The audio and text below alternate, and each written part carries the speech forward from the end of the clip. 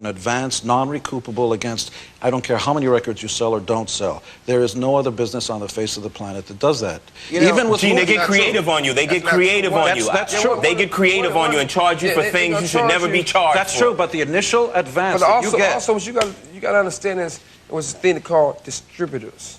That's who put all your CDs, all your tapes, all your stuff. Why, if it's so great, you gotta have your distributors, and the distributors used to be 7. Now it's like down to 4. So before you start picking on record labels and saying what the record label's doing, you gotta understand what the distributor's doing. It's about distributing the music, putting it in the stores. If you don't have that, what do you have? It's true. From a record label's point of view, if the record companies are so great, why are there so many lawsuits? There are people suing you right Absolutely. now. No, Isn't Snoop who... Everyone's suing everybody. One of the things you got, some of the guys is what you call, you got to be educated. If you don't know how to read and write, educate is the key. Even if the kids are listening, you got to know how to read. If somebody give you a contract, read it. Just don't comprehend what you're signing. That's the most important thing. But see, a lot of guys think if you give them $10, they think it's a free $10. They want to go and get, the women want to get liposuction, nose jobs, ribs taken out, titties put in, butts put in, Then they want to turn around and say, that costs $100,000, why should I pay for that? Because it's you. You wanted that. The record company didn't want that. You wanted that. You wanted big boobs all your life, so you get... Yeah, but by the same time... At the same time, don't blame it on... Once you get cold, don't blame it on the record company. See, one thing about it is you have your choice. Either you want the fame or you want the fortune. Some people just want to be famous. They just want to do a video. They just want to dance. They just want to sing. They just want to rap. If you want to be on the business side of it, you could be 75 years old. But that's I'm fine. still going to have a rap rock there. But by the same token, the record company will also tell you that you have to pay for the packaging of the record. You have to pay for all these other mechanical costs of the record that have nothing to do with the blood, sweat, and tears of making the record. And that part of it isn't fair. I understand what you're saying, but by the same token, it doesn't work. It depends on what record company it is. That's true, too. Every record company not the same. One thing you got to understand. Yo, it's Big Ant, man. We back. Another edition of Urban Politicians TV, UPTV. Make sure you stay on your pivot at all times, man. Had to come tap in real quick on Meek Mill hitting Twitter yesterday and letting it be known he real unhappy with the situation with his contract and everything. Now, I played this clip in the beginning, and that's coming from the YouTube Ancient College channel, and I'm going to put the link in the description for that where y'all can watch that, where that was Suge Knight, Kid, and Gene Simmons actually discussing the actual music business and how it works. And it depends on how you want to look at it. So I'm going to relate that, what they spoke on the Meek Mill situation, where we seen Meek Mill hit the record game, hit the rap game heavy, early 2011, 12 type era, and started building more and more buzz. Was supposed to originally sign with T.R. They had some business going, but it ended up not working out. Both had some legal issues and everything.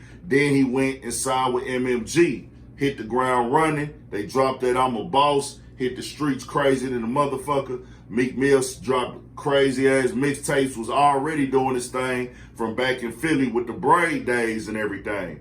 But all this is part of the game. When you building, you going through your shit, you're learning.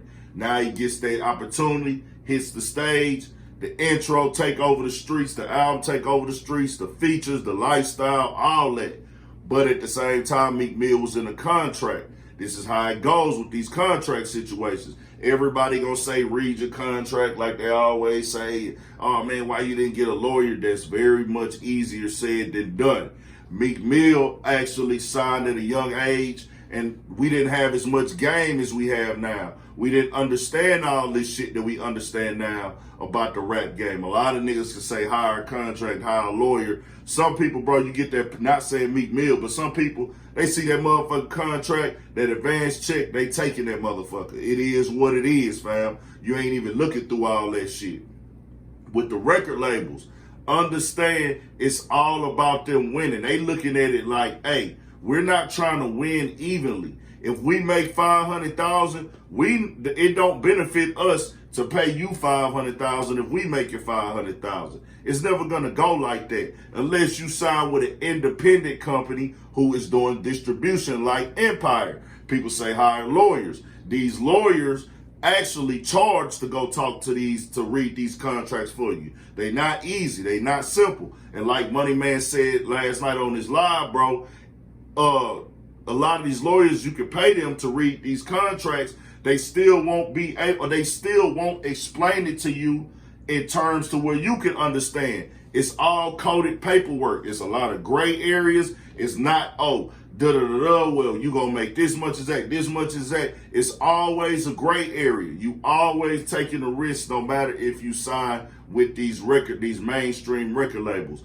It is what it is. If your music is not is selling the most, you're gonna start feeling like, hey man, I'm not winning right now. What is really going on? We seen how Meek Mill been in the game for a minute.